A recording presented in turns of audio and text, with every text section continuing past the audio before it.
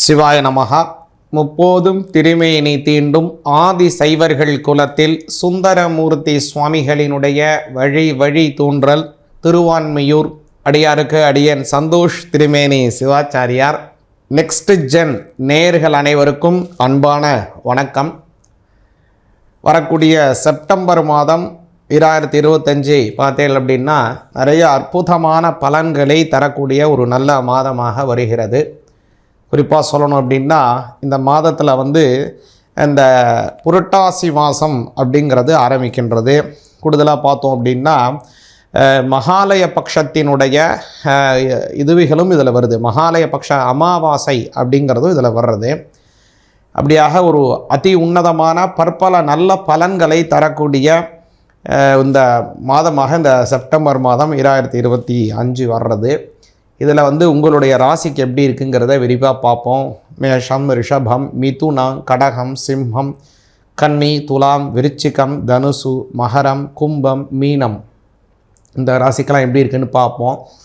முதல்ல இந்த மாதத்தினுடைய கிரகங்களினுடைய நிலைகளை நாம் பார்த்தோம் அப்படின்னா முதல்ல சந்திர பகவான் அவர் 2.5 நாளுக்கு ஒரு நாள் மாறிண்டே இருப்பார்.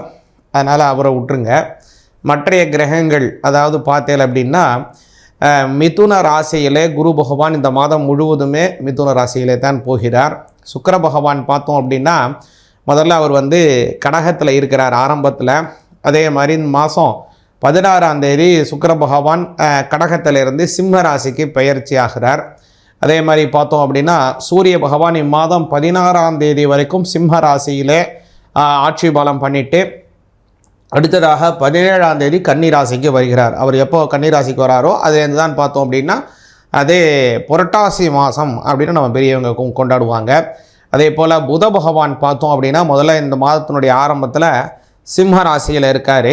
குறிப்பாக இந்த மாதத்தில் ஒரு பிளானிட்டரி டிரான்ஸ்மிஷன் புதன் தான் பண்ணுறாரு. அதாவது எப்போ சொல்லணும் அப்படின்னா செப்டம்பர் மாதம் 11ஆம் தேதி புதன் மாறுறாரு. முதல்ல அவர் சிம்ம ராசியிலேருந்து கன்னி ராசிக்கு மாறுறாரு. மேலும் இம்மாதம் 29 கடைசி இந்த மாதத்தினுடைய கடைசி திங்கட்கிழமை பார்த்தோம் அப்படின்னா அவர் அதே கன்னி ராசியில் இருந்து துலா ராசிக்கு மறுபடியும் பயிற்சி ஆகிறார் புத பகவான். இது அவருடைய டிரான்ஸ்மிஷனாக இருக்கிறது. அதே மாதிரி இந்த கேது பகவான் இம்மாதம் அதே மாதிரி சிம்ம ராசியிலே தான் சஞ்சாரத்தை செய்து கொண்டிருக்கிறார். அதனால் இந்த சூரியனினுடைய சேர்க்கையும் ராகு கேதுவுடன் சேருகிறது. அதை நம்ம கவனிப்போம். அதில் என்ன இருக்குங்கிறதையும் முக்கியமாக கவனிக்கணும். அடுத்ததாக கவனிச்சிங்க அப்படின்னா இந்த மாதம் செவ்வாய் பகவானை கவனிச்சிங்கன்னா கன்னி ராசியில் இருக்கார். இம்மாதம் 15ஆம் தேதி செவ்வாய் பகவான் அவருடைய கன்னி ராசி இப்போ இருக்கிற ராசியிலேருந்து துலா ராசிக்கு பயிற்சி ஆகிறார். அவ்வளோதான் இந்த மாதத்தினுடைய முக்கியமான பிளானட்டரி பொசிஷன் இருக்குது. சந்திர பகவானை மட்டும் நம்ம பார்க்கலாம். ஏன்னா சந்திர பகவான் ஒவ்வொரு 2.5 நாளுக்கும் அவர் மாறிக்கிட்டே இருக்கிறதுனால அவர் மட்டும் நம்ம விட்டுருவோம். சரி, இதில் முக்கியமானதை நான் முன்னாடியே சொன்னேன் பாருங்கள். அந்த கேதுவினுடான சூரியனினுடைய சேர்க்கை எப்போல்லாம் இருக்கோ அல்லது ராகுவினுடைய சேர்றாரோ அப்போல்லாம் கிரகண காலத்திற்கான ஒரு சஞ்சாரம் அது. அந்த சமயத்தில் அந்த மாதத்தில் கிரகணம் வருவதற்கான வாய்ப்பு உள்ளது அப்படிங்கிறத நம்ம நல்லா கவனிச்சுக்கணும். அதே மாதிரி இந்த மாதம் செப்டம்பர் மாதம் 7ஆம் தேதி பார்த்தீங்க அப்படின்னா கிரகணம் வருதுங்க. அதாவது இந்த கிரகணமாகப்பட்டது 7ஆம் தேதி ஞாயிற்றுக்கிழமை இரவு 9:57 இரவு 1:26 வரைக்கும், அதாவது 7ஆம் தேதி ஆரம்பித்து மறுநாள் 8ஆம் தேதி வரைக்கிலுமே இந்த சந்திர கிரகணம் போய்கிட்டு இருக்குங்க. இந்த சந்திர கிரகணம் அப்படிங்கிறதுனுடைய மத்தியம காலம் 11:42க்கு மேலே மத்தியம காலம் வருது. அதனால் அன்றைய தினம் வரக்கூடிய நட்சத்திரம் அப்படிங்கிறத கவனித்தோம் அப்படின்னா சதய நட்சத்திரத்தில் வருது. அதனால் சதயத்திற்குண்டான சவ்ய நட்சத்திரங்கள் ஜென்ம நட்சத்திரங்கள் எல்லாங்களும் அதில் பரிகாரம் செய்து கொள்வது மிக மிக அவசியமாக வருதுங்க. அதாவது கவனிச்சிங்க அப்படின்னா திருவாதிரை, சுவாதி, சதயம், அதே மாதிரி அவிட்டம், பூரட்டாதி அதே மாதிரி கவனிச்சிங்க அப்படின்னா சதயத்தில் ஆரம்பித்து 11 மணிக்கெலாம் சதயம் முடிஞ்சு மறுநாள் இந்த பூரட்டாதி வருது இரவில். அதுலேயும் அந்த கிரகணம் இருக்கிறதுனால பூரட்டாதியினுடைய ஜென்மங்களும் சாந்தி செய்து கொள்வது அவசியமாகிறது. அதனால் மொத்தமாக கவனிச்சிங்க அப்படின்னா திருவாதிரை, சுவாதி, சதயம், அவிட்டம், பூரட்டாதி, புனர்பூசம், உத்தரட்டாதி, விஷாகம் ஆகிய 8 நட்சத்திரக்காரங்களும் இந்த கிரகணத்தினால சாந்தி செய்து கொள்வது மிக மிக அவசியமாக உள்ளது. அந்த கிரகணம் காலத்தில் நம்ம ஒரு ஸ்லோகம் சொல்வது மிக மிக அவசியம். யோசோ வஜ்ரதரோ தேவா ஆதித்யானம் பிரபுர்மதா அப்படின்னு வரும். அந்த ஸ்லோகத்தை ஒரு பதிவாக அதை போடுறோம். அந்த கிரகண காலத்தில் எவ்வளோ கேட்க முடியுமோ அந்த கிரகண காலத்தில் அதை கேட்கறது இறைவனுடைய அனுகிரகத்தை உங்களுக்கு பரிபூர்ணமாக பெற்றுத்தரும். மேலும் உங்களுடைய ராசி பலன் இந்த மாதம் எப்படி இருக்குங்கிறத விரிவாக பார்ப்போங்க.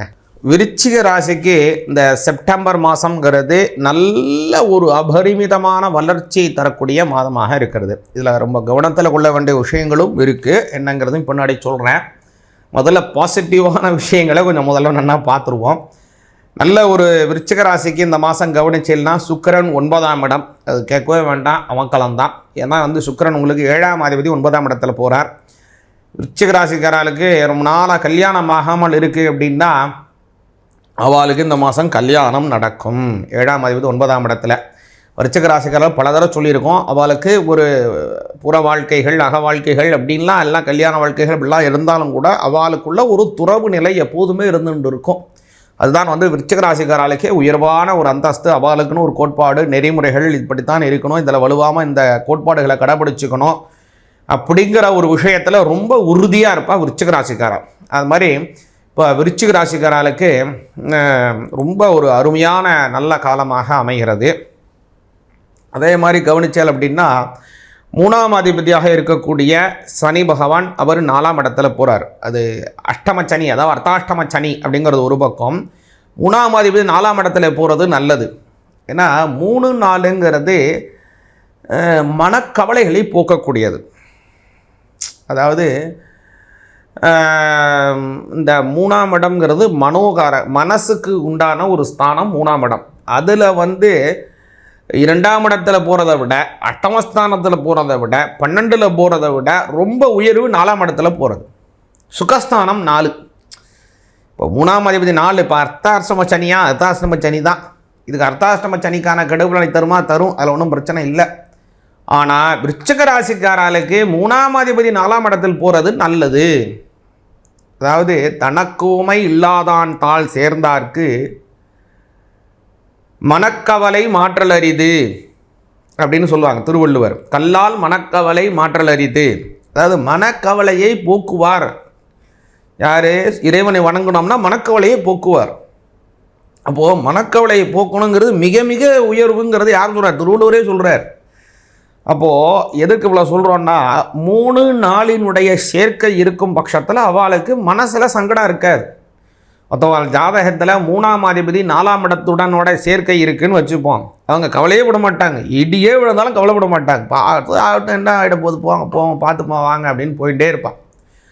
எதுக்கு இவ்வளோ சொல்ல வரேன் அப்படின்னா அந்த அமைப்பு விருச்சிக ராசிக்காரர்களுக்கு இப்போ போயின்னு இருக்கு.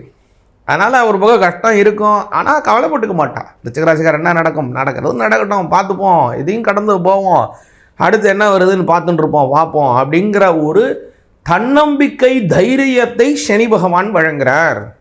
கஷ்டத்தையும் கொடுக்குறார், அதற்குண்டான மனோதைரியத்தையும் கொடுக்குறார், மனக்கவலையை போக்குறார் சனி பகவான். இதில் ஒரு ப்ளஸ்ஸும் இருக்குது மைனஸும் இருக்குது. அதை நீங்கள் ப்ளஸ்ஸாக எடுத்துட்டெல்லாம் ரொம்ப நல்லது. அடுத்தது கவனிச்சேன்னா 2ஆம் அதிபதி குரு பகவான் அஷ்டமஸ்தானத்தில் மறைஞ்சிருக்கார். உங்களுடைய சேமிப்புகளை கொஞ்சம் குறைப்பார், செலவுகள் ஏற்படும். செலவுகள் அதிகமாக இருக்குங்கிறத விட உங்களுடைய சேமிப்புகளை குறைப்பார். அதுதான் முக்கியம். பணம் வர்றது செலவாகிறது இது விஷயம் இல்லை. உங்களுடைய பழைய சேமிப்புகளை குறைக்கிறது தான் மிக மிக முக்கியம்.